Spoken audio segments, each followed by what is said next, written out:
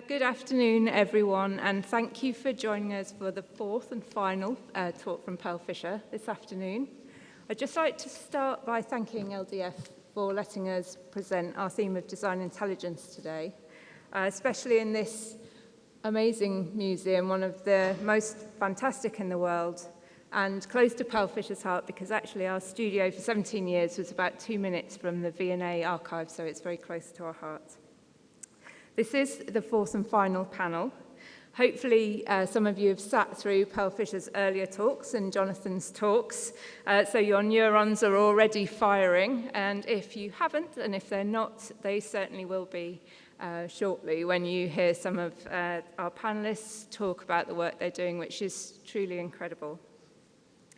We're lucky to wrap up today with a poignant discussion amongst a group of brilliant minds.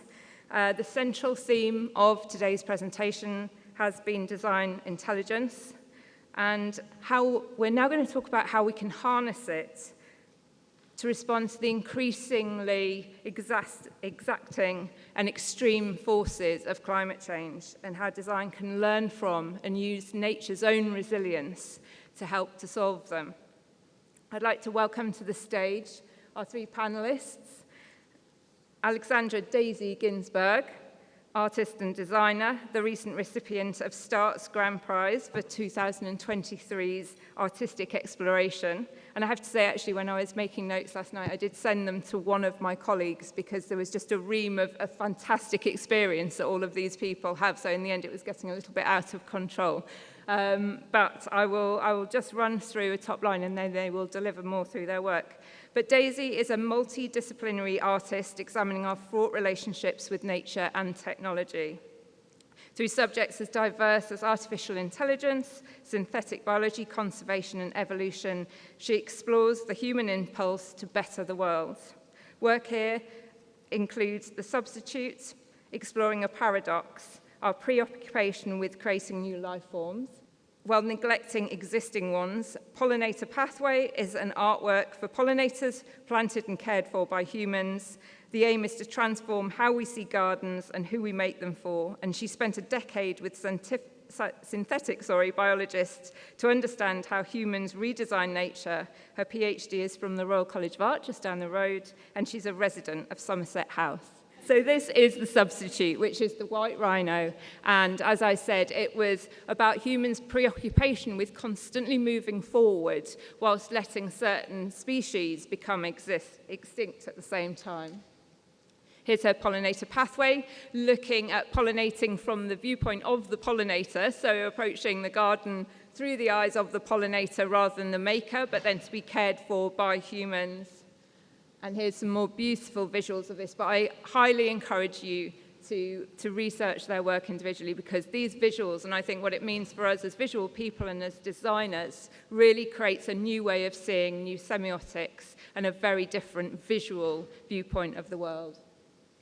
Moving on to Tae-Young Yoon, senior architect and project manager at Snøhetta, and again, we featured Snøhetta's work many times, as we were just discussing, studying architecture at UCL Berkeley College of Environmental Design, and has been part of the Snøhetta Group for 19 years. Snøhetta has designed some of the world's most notable public spaces and cultural projects. It's a transdisciplinary practice, and I think that's a common theme among our artists, and again among the whole topic of design intelligence, as Jonathan was referencing this morning. And they've twice received the World Architecture Award for the Biblioteca Alexandrina and the Oslo Opera House, and of course notably creating the 9/11 Memorial in New York City. And finally, Elissa Brunato, a material designer and systems thinker, again featured by us many times. She researches cross-disciplinary into emerging scientific possibilities, circular systems and materials. She's curious to how these can respond to wider ecological systems. So you can see the intertwining of themes here between our speakers. Elissa founded Radiant Matter, a material technology startup developing sustainable, vibrantly colored bio-inspired materials with circular technology. Radiant Matter recently partnered with Stella McCartney to bring their shimmering biosequence to market and are growing their technology platform, providing a more comprehensive range of sparkling material solutions. Elissa is also a co-founder of OzBlue, a creative studio and consultancy exploring systems surrounding materials. She was announced as the Art Foundation's Material Innovation Fellow in 2022. So here we can see that we really do have leading-edge creatives on the stage for you this afternoon to talk about their experience. But first, we just wanted to link back and frame what we mean by design intelligence. I wanted to talk through and just frame for people that weren't in the audience earlier, following on from Jonathan's keynote, when we highlighted how emotional intelligence has helped us to connect and understand the human condition. AI is currently being used to rapidly accept, explore, and adapt it. But Jonathan highlighted how we're now entering a phase of design intelligence, a human-centric opportunity to build on EI and AI by creating creativity on a greater scale to help us solve the current and future problems of our world. Using empathy, as Pablo said earlier, to create purposeful, enduring, meaningful, and systematic change, designing a better future for our planet and its population. So just bringing that together, this is our foundation for today, and I'd just like to walk you through some statistics that really highlight how vital that is. Because we're going to start macro. We can't ignore what we now know. That when you Google or search for rapid climate change, this is what it looks like. And I'm sure that everyone coming from the different parts of the world they do is terrified of a future that looks like this, particularly when you have the beautiful visuals that we've just walked through. We see that globally, the annual number of natural disasters is set to increase by 37% in 2025. And there are a long list of causes that we've walked through this morning: pollution, global warming, but it's our sprawling cities and the way that we design today, consumption of fossil fuels that have this direct impact, causing changes in these global weather patterns. A landmark report was released last year from the International Panel on Climate Change in 2022, finding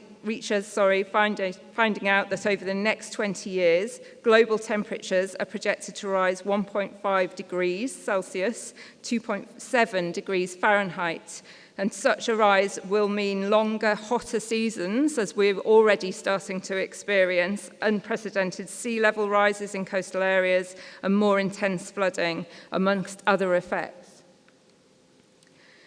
And of course, on our own doorstep, and as Jonathan highlighted earlier, we heard the government's response to this yesterday, but we have Sadiq Khan warning that London will face 45 Celsius days in the foreseeable future, meaning that the design that we have, our undergrounds, our schools, which we already know there is a problem with, and our care homes are unfit for purpose.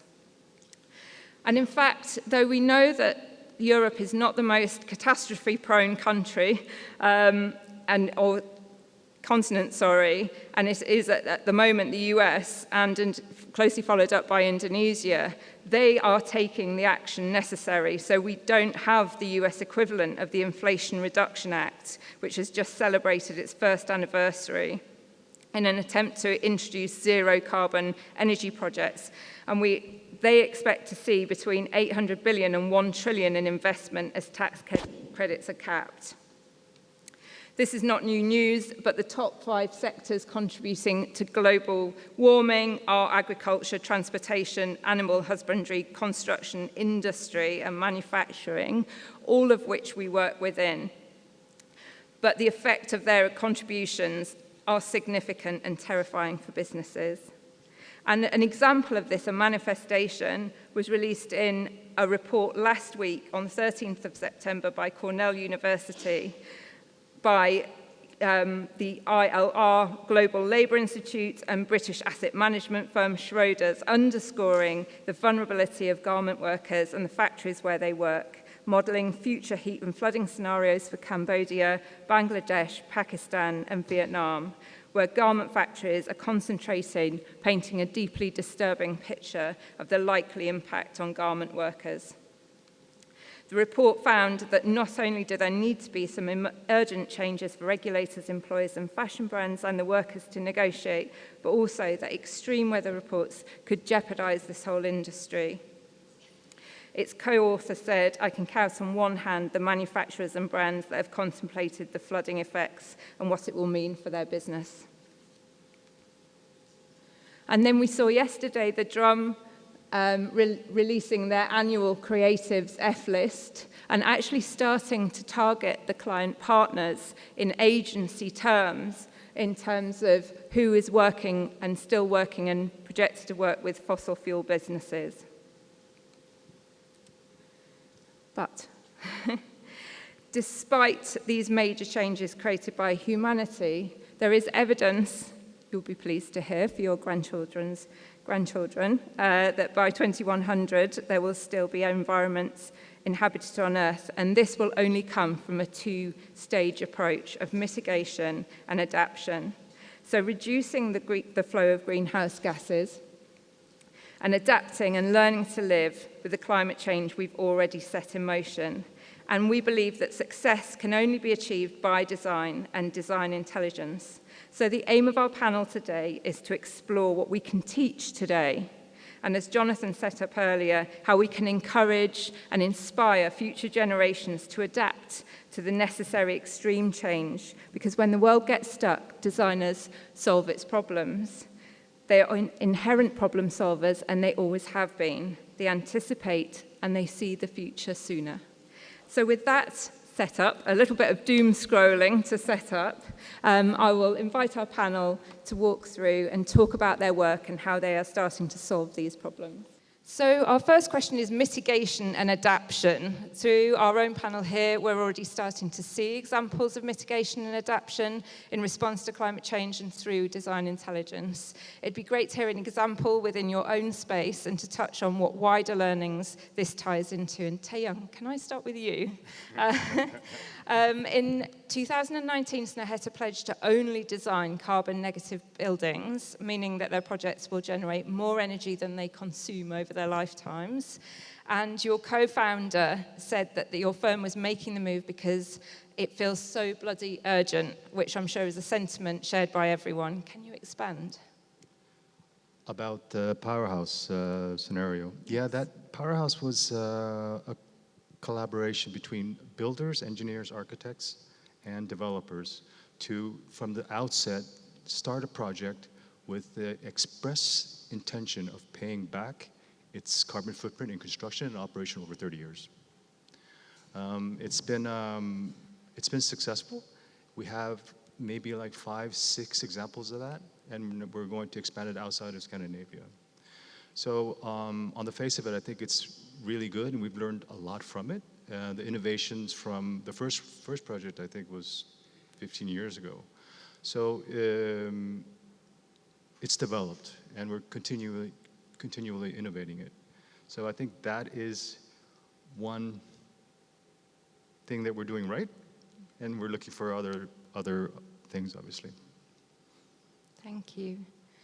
And the feeling so bloody urgent, is there a feeling in Snøhetta that this is something that the firm really wants to champion versus other practices? Yes. You know, I warned you that I might say something that's going to be a little bit controversial. I told Tae-Young to go ahead and be as controversial as he could, because we're an audience that wants to learn. Okay. So we do feel like it's very urgent, and we've made a commitment a few years back that within 30 years that we will be carbon neutral for all our projects. It's a high ambition, and we want to achieve it, obviously. But as we are working more and more and trying to advance this ambition, what we are understanding is our limitation. We want to design good buildings that are going to last a long time. And the apocalyptic thing you started out with, the Earth, I mean, I think that requires... The doom scrolling. Huh? The doom scrolling that I just did. Yeah. It requires drastic measures.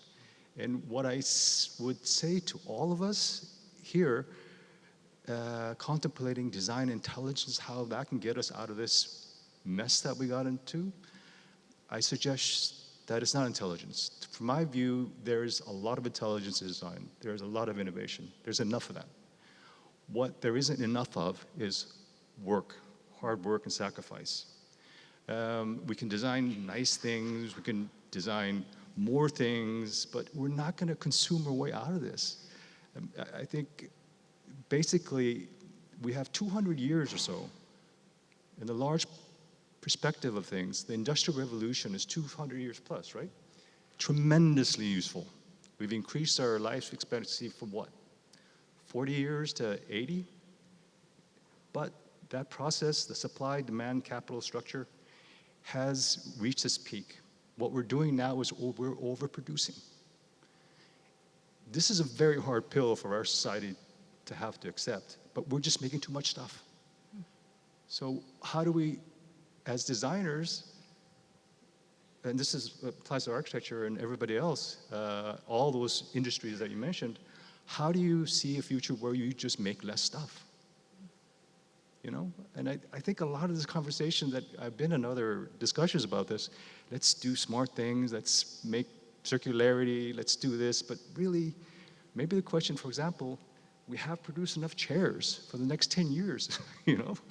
So, yeah. That's maybe, yeah. Yeah, thank you. And I think, I mean, that links for me to one of the themes in your work, Daisy, when you talk about the fact that we don't appreciate what we already have. We're so busy trying to create what's next that we're not caring for what we already have. I think it's a fundamental question of what is design and why do humans design things. And we make stuff because we imagine the future. We can, anticipate if we're cold, we need to make a blanket. If we, need protection from the environment, we make a shelter. Humans make things, and it's one of the things that defines us. We have the capacity that's perhaps unique amongst animals to be able to imagine. And with that comes this ability to dig holes and turn it into stuff.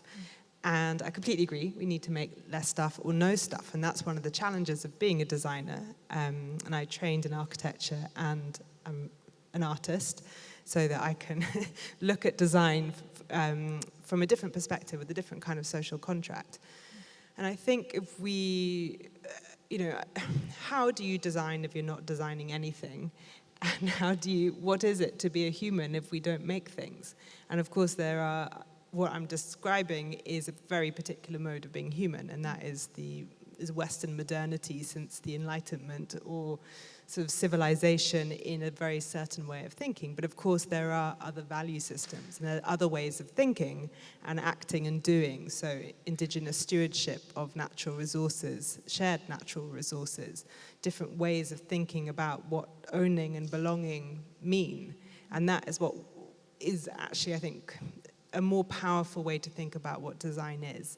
Design doesn't need to be about making stuff. It's about determining a value system to work under. And at the moment, design operates under a capitalist system. The idea of design as a profession comes out of the Industrial Revolution. It's a way to differentiate your stuff from my stuff and make it marketable. So what else should designers be doing? And I don't think it's just about policy, but I think it's a much bigger question about value systems and what value system should the making of things be operating under.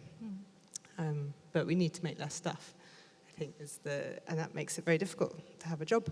Yes, but it seems that you're very aligned, the three of you, as makers, because Elissa, you have founded 2 companies where you're very much looking at adaptation, aren't you? And what you're bringing to life is products that people want, but you're looking at the way they're made and the way that they come to life. And I think very much building on what Tae-Young and Daisy have said, you're looking at what's been produced and changing its form.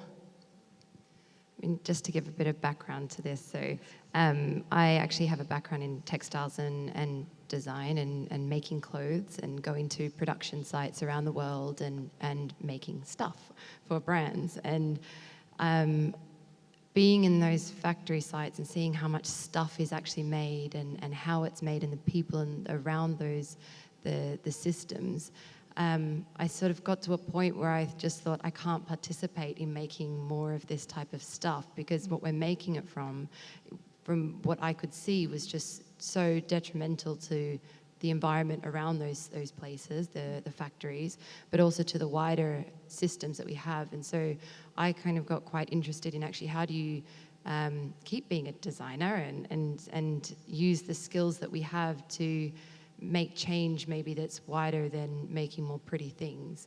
And so got quite obsessed with systems change and how can we, if we're going to keep on making things, and that's part of our culture and who we are as people, and how do we do that in a better way, or how can we rethink how we make things?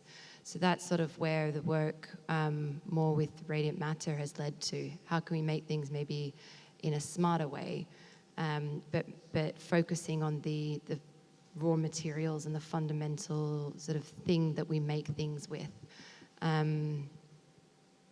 Yeah, so I agree. We need to stop also buying things and making things, but there is going to be an element that we will, do that. And so how do we do that maybe smarter? And I'm just going to flick back on to your work so that we've got that in the background, because as we said before, visually it is very different. It looks very inspirational. It looks very textured and beautiful. And I'd like to move us on to talking about experimentation, which builds very much on what you were talking about. As part of your intelligence and curiosity as designers, artists and researchers, experimentation seemed to us really integral to your work. And we know this from a lot of our own clients. Quite often we will get clients that come to us with scientific accidents, for example. How has this kind of bold experimentation led each of you to develop effective design solutions and processes? I don't know if you'd like to continue, Elissa. Yeah, I mean, experimentation, I think, is in so many different forms. And I think for Radiant Matter's up on the board, so I'll talk about that. But I'm trained as a designer in many different types of forms, but also, I'm not a scientist. And what we're doing at Radiant Matter is very bio-inspired and heavy chemistry and science. And when I was looking for a solution to sort of replace these materials that are naturally sparkling or have color and vibrancy, and just a little side note, color is really integral to who we are and to everything we do and to nature and evolution. But how do we maybe make color in a different way that we're not doing things right now? So right now we dye everything with a pigment. How could we make color in the way that nature creates these vibrant colors? So this sort of crosses out of the textile world, and if that's not my complete discipline, is science. And so me taking a step into that world and learning about science and stepping out of my discipline, I could then sort of learn and tackle these sorts of challenges, just being a bit more like, no, well, we'll see. Maybe this works, maybe it doesn't. And that sort of led to different processes and approaches to maybe a more heavily chemistry-trained person. And so I think what we do right now at Radiant Matter, we're very different skill sets, very science, very design. And we're always involved in those conversations at the table because we just have different mindsets and approaches and perspectives, and that's so important. And of course, I mean, dye is a massive problem from the current fashion world, isn't it? In terms of, so it is solving an incredibly important problem. Yeah, I mean, a lot of the dyes that we use are synthetic and toxic, and they end up fading out, they end up leaking out. We have different chemical bans in the EU that are, different to where these materials have been made, and so we get a lot of dye and leaching through, our washing machines, and this damages waterways and even in our ecosystem. So, dye and the way we color products is actually, we are rethinking that to be, if you think of like a butterfly or a beetle wing, the way that creates this metallic shine and coloration, really vibrant coloration, is through the nanostructures of the material. And so those nanostructures are able to refract light in a way that we perceive that as sparkle and vibrant color, and we can tune those nanostructures to create different colors. So it's a totally different way to color things. We don't do that in industry right now, really. maybe sometimes with holographic sort of surfaces, but we're doing that from plants. So we're doing that from cellulose. So yeah, it's a small step in trying to just change something, and part of that is also diverting away from the mining of metals and minerals and all this sort of stuff, but yeah. And of course, Stella McCartney, incredibly progressive in her approach, has been working with you, but how far do you think that the mass market is from realising the problem and actually taking the right steps to solve it? Yeah, I mean, we really want to have as much impact as we can, and we're working towards these materials to become available mass market, and not just sequins. So we think of all the things that are sparkling out there, from coatings, on automotive to cosmetics, foundation, eyeshadows, all this sort of stuff has sparkle in it. And it's either through plastic or mica or minerals. So we have like a whole breadth of this sort of more invisible problem. It's not something you see as tangible as, say, I don't know, wood or chairs or, leathers or things like that. It's a bit more an ingredient in other things, but it's very prevalent. And yeah, we really want to make as wide an impact as possible. So, yeah. Of course. And Daisy, experimentation obviously is a big part of your work as well, and collaboration. Can you talk to us, building on Elissa's answers, just in terms of how important it is in terms of moving forward?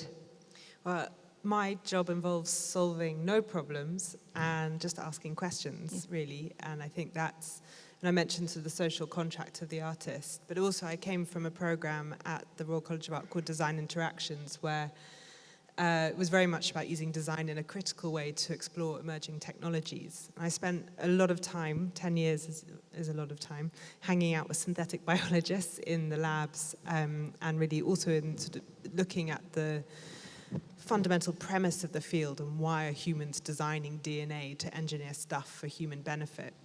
And one of the words that became really clear in that space that meant that I could not connect with the scientists was the word experiment.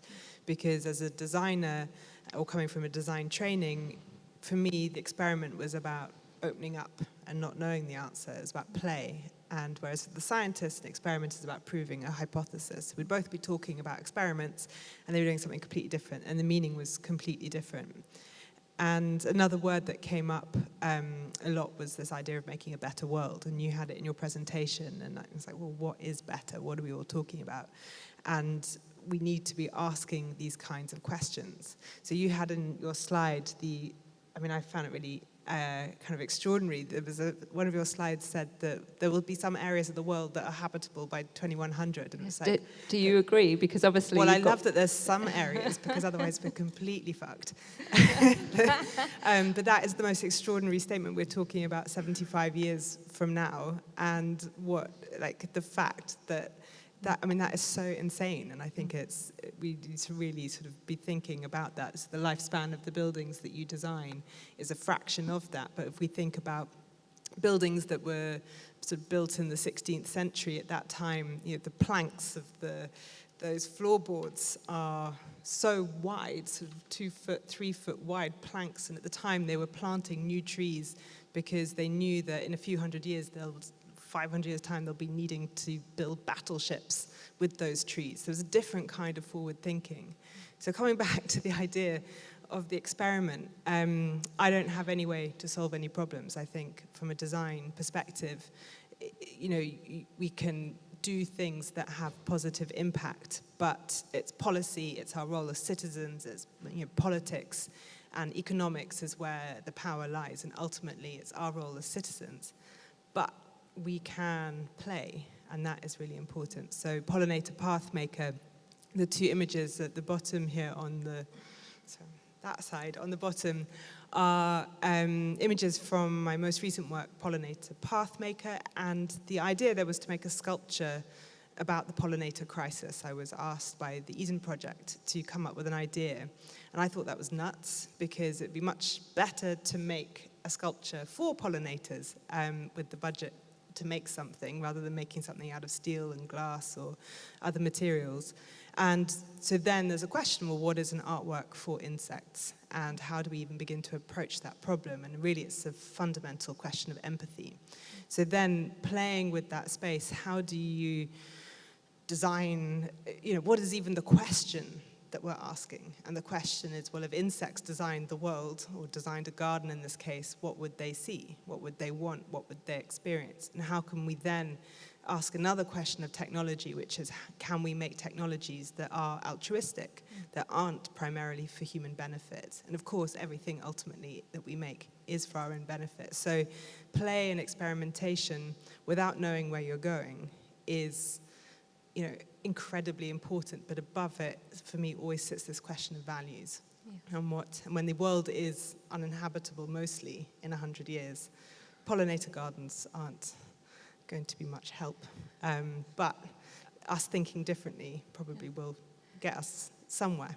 I was thinking that actually when we put that very stark visual of the world basically exploding, and I'd just been looking at your beautiful visuals of pollinator pathway, and there was quite the contrast. But also, I mean, you were saying you don't solve problems, but I encourage everyone to look at Wilding Mars, Daisy's beautiful visual, and I mean, that's not done for human benefit, is it? I was asked by the Design Museum, I mean, this is a recurrent theme, I was asked by the Design Museum to come up with a work about colonizing Mars, and I was like, well, that's really mad. Why do we want to go to Mars? We should be looking after this planet. And the curator said, well, it can be critical, it just has to be optimistic. So I sent lots of plants to Mars without any humans, just to do their own thing. I think you're one of the better people that's wanting to colonize Mars at the moment. It's still a violent act, though. It's still, not great. But please do look at Daisy's work, Wilding Mars. It really is absolutely incredible. Tae-Young, coming to you. Snøhetta has experimented, I think, vastly with its work. Can you talk to us about the experimentation within your practice? I actually wanted to say something to both of you, but I'll start with this first. The images, the three images in the middle, I chose those to convey kind of a motto or aspiration in our office that form follows sustainability. And it's very broad. The idea being that small or large, these projects are derived or relate specifically to that situation that it's in.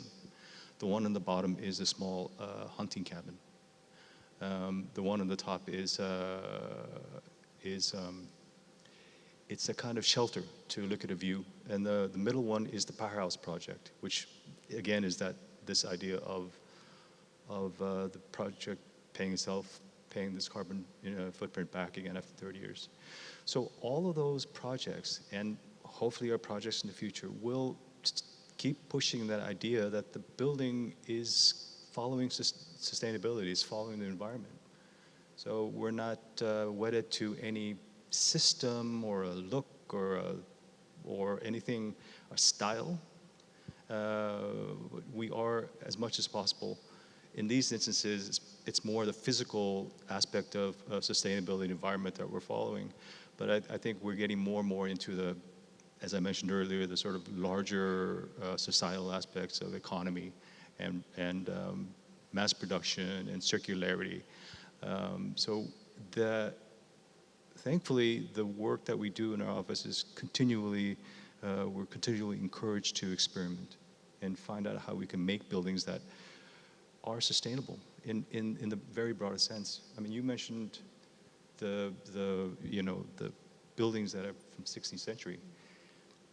This building is probably one of the most sustainable buildings ever, because it's paid itself back over the longevity of it. So that's what we aspire to, is that we don't have to put PV panels on the roof of it to say that, okay, it's a sustainable building, or put wood on the side of it. But it has to, the ultimate goal is that it's integrated in society, and society supports it for as long as possible. Thank you. And I think, a theme that's came out of Jonathan's presentations earlier is this is a theme of collaboration and open-mindedness in how you think, not closing down thinking, the element of playing. From your various areas of experience, how do you believe that multidisciplinary collaboration has really, or is strengthening design solutions? And what processes, I mean, I think you may have to select one because I think this is just such a common theme in all of your work, but how critical is it that designers think in this way now, that you are looking at cross-disciplinary thinking in finding ways to protect the planet?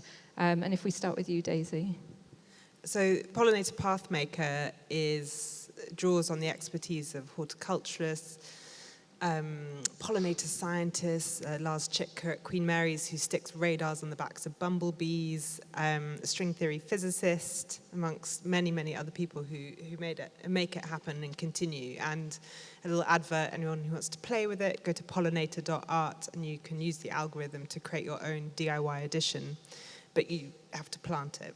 And that's also really important, is that how do we start to get expertise in other fields? My greatest pleasure is finding experts and bringing my perspective to them. So Shemek, the string theory physicist I worked with, I said to him, I want to make an algorithm that can encode empathy. And he's like, okay, that's a trivial problem, which is science talk for, is it difficult or not difficult?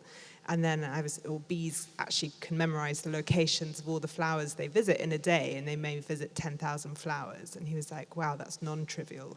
That's really exciting. And I was like, well, how do you solve an algorithm that makes empathy? And he's like, I don't know. You just have to come up with a definition for empathy. And so that's such a fun conversation where he's learning, from what I'm doing, we're both thinking about the science of pollination, but having to draw on other experts and bring them all together. And when I worked with all these scientists and engineers in the past in synthetic biology, and there I was trying to open up space for artists and designers. So we put artists and designers in labs, but then we also made the scientists and engineers go to the artist studios for a few weeks, and that was really fun. So you can read about that in a book called Synthetic Aesthetics, and that was so important for setting up an understanding of why we need to think very much upstream in the laboratory. And so many projects, like the amazing work you're doing, kind of comes from that, thinking about technological innovation, but with society in mind, very much at the nascent stages. Yeah, and this relates back to what Drew was talking about, I think, earlier on the panel, just in terms of what is taught. And I'm going a little off-piste from our questions, but do you think that this kind of approach is being taught in our creative schools and institutions enough? Did you find your way to this through your own ingenuity? I'd like to think so, but no. So I studied architecture 20 years ago. I remember designing a healthcare centre, and I didn't talk to a single person who worked in healthcare. And I was like, wow, I spent like 6 months at architecture school designing this really beautiful, actually it was really ugly, healthcare centre, but I didn't talk to anyone who knew what healthcare was. And I think that's very different now. So at the RCA, worked a lot with scientists, and I taught at the Architecture Association, and all my students there were out talking to everyone. I think there's much, the internet brought collaboration into much clearer purview, but I also think that there's a much better understanding of why interdisciplinary working is so important. Absolutely. And the RCA obviously are taking great strides, I think, in terms of futures. They're very much looking at innovation, aren't they, in terms of knowing that it's so important to start it at an early stage in designers' careers. Elissa, you've also teamed up with scientists for your work, and you've spoken to that already, but can you tell us what collaboration means to you now and what it might mean in future? Have you got changing ideas on it now from when you first started working? Yeah, so I guess when I first started working with, or trying to work with scientists and sort of approaching them with these sort of radical ideas, and I had a lot of no's, and I felt a lot like an intruder, and I felt that there were a lot of spaces where it was sort of like, this is serious science, like who are you to be coming into this space and tinkering around with our serious science? And it was it just really felt like, yeah, I mean, I got a lot of no's from a lot of really reputable universities, and when I wanted to have those collaborations. But there was one university that heard my ideas and sort of thought they were a bit wild and wacky, and, you know, it's not possible, but let's just give it a go. And so I think, like, the idea of collaboration is really, really important, but I think it's sort of also being open and listening, and I think that comes hand in hand with collaboration, because we can push the idea to collaborate, and sort of, I find it a lot in the textiles and fashion industry right now, we're all talking about that we should be collaborating with each other and doing things together, but then how do you do that is sort of the next question, but also then listening to each other and taking that on board and actually going through the stages to really collaborate is very different. And maybe on like a smaller level within kind of our team, we, and with the scientists that I've spoken to, you end up having the same sort of creativity but just sort of different tools and different languages that you use to get that creativity across. And a lot of it is sort of, we have to stop and go, wait, what did you mean with that word? Or what was that word? And what did you mean there? And there's a lot of that has to happen in the team, because we're all kind of saying the same thing and want to go to the same spot, but using different words and languages to get there. And I find that sort of, yeah, listening and understanding. And then also, if someone says something's quite like important to that process, it's sort of, yeah, you've got to step out of what you know to be able to take that on board and really listen, I think. Yeah. Absolutely. One of the my favorite words in this language problem is artifacts. So as you know, coming from our industries, we're all trying to make artifacts, and scientists, the artifact is the human-made error that you're trying to ignore. So like the aberration around the edge of a lens is an artifact. So you see everyone's sitting in the lab talking about artifacts and mean completely different things. And so it's finding those, you probably... All the time this happens. And yeah, I think now we're so aware that it's all the time that we question every word almost. Sort of, we have also like on our wall in our lab, we have definitions of words by different disciplines, sort of, because otherwise you forget, and then you get so caught up in what you know and what's in your head that you forget that someone else might mean something different by that word. Yeah. All part of being open-minded and learning from each other. I think it's a really brilliant point that lexicon is very different from discipline to discipline. And I know, I mean, we always get incredibly excited at Pearlfisher when we have a project where we're working with scientists. We get a distinct clamour from our strategists and designers to work on it, but it needs those two thought processes. I think sometimes it needs that contextualization, that cultural contextualization in terms of what they're trying to achieve. Tae-Young, coming to you, I know that experimentation again and that collaboration is something that Snøhetta has definitely championed, working with different materials, working with various research institutions. Can you talk to us about your collaborative approach and maybe some of the surprise collaborations that we wouldn't have expected? I can be specific about the collaboration, but generally I will say collaboration for us is everything. Yeah. It is in our DNA to collaborate, and we do it from the get-go, from the start of a project. I don't know if there are any economists in the room, but value creation generally in an entire society can be broken up into three categories. It's just three. This is one type of categorization. There's supply chain, which is making automobiles, chairs, whatnot. You design something, you make 1 million of them, and you sell them. There's value shops, which are designers. It's what you do, it's what I do, it's what you do. Yes, you do, yes, you do, yes, you do, yes, you do. And then there's value networks. This is the companies that create value by networking people, right? It's Facebook and whatnot, right? So this thing I'm kind of banging on about production, overproduction, and making too much stuff, I think the solution to it is that we have to move to more value creation in smaller groups, smaller batches. And the project in Kew Gardens is an example of how we operate, that before we have any preconceptions of what the project should be, we try to understand the ambitions for it, speak with the people that are driving it, and sit together with them to try to arrive at the essential quality, the essential concept of it that needs to be developed. So when I said collaboration is everything to us, it is that. And Kew Garden is an amazing institution. They have scientists, they do a lot of research, and it would be foolhardy not to tap into that if you're going to be an architect that wants to do a pavilion.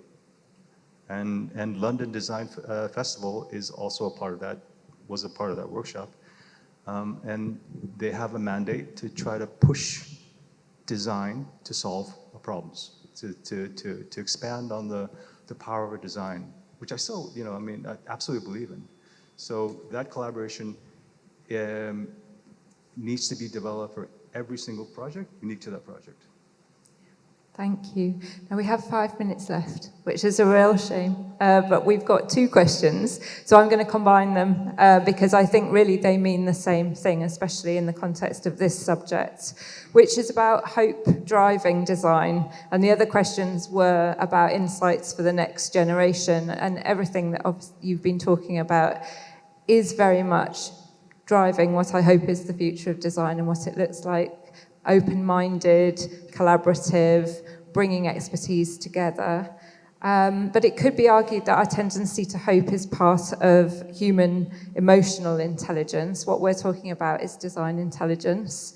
What you're creating feels incredibly at the core of that kind of movement. Could you talk about your insights for the next generation? It could be what you're developing in your own work and you hope gets taken forward. Because it feels like today what we've talked about very much is solutions for now, but obviously creating something that has true legacy and lasts long beyond us. Daisy. I think hope in the context of design is fundamental to what design is. We design because we think that a set of conditions could somehow be otherwise or better. So the jug to hold the water, the building to give us shelter. So something about why we make stuff is sort of taps into this idea that we think the world could somehow be otherwise. And even in times of darkness, we have hope because we believe that the time is terrible and it could be different. So if we are faced with this existential crisis, we are hopeful animals. But I think what needs to change is moving from short-term thinking to long-term thinking. We are always thinking in the short term because our imminent survival is in the short term. It's very hard to think about those trees to plant for 500-year time battleships when there's nowhere to plant them, or we can't guarantee they'll be looked after, or whatever the other reasons are. So for the next generation of designers, I think it's about fighting for what you believe in and fighting for a value set. And that, for me, the absolute top level of that is this empathy question. And it is, how do we design with hopefulness for other species? How do we design for the more than human? Because everything that makes our world better will filters down from that question of supporting the natural world that we're part of. So every building, every object, why are you making it? Are you making it to sell, and can you make it in a different way? And why are you selling it? And all these questions, which actually comes back to the value set driving design. So I see that in my students. None of them are designing buildings, architecture school, and they're all engaging in really complex research projects instead. And that sets up a completely different way of thinking and a whole cohort of people who are thinking in different ways, and that makes me excited. And I think the other thing I'd say is really just like, this needs to happen now. So it's not 5 years when you graduate. It's like, how can you be an activist now for even professionally within your